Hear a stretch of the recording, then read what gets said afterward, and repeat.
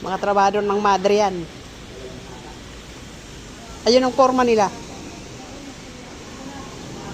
Si Ate Tess.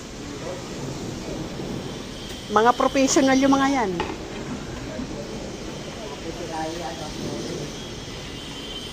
Nagtatiles na sila. Mga poging trabador yan.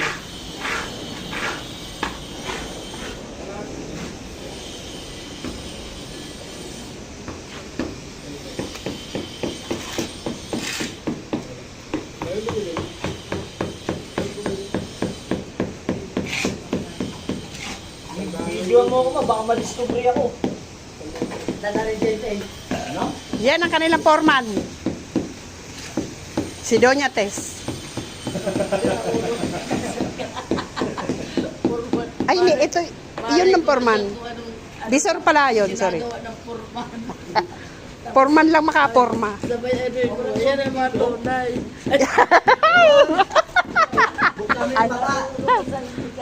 Yung pala mga tunay, ang layo. Yan ang mga tunay yun.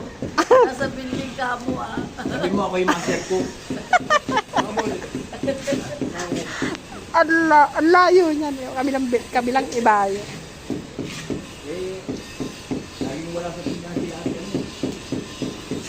O, bilisan niyo ba? Kilos na, kilos. Wala, sige, ingat lang. Sige, Diyos lang. Mali tayo. Iwasin mo lang nga kami.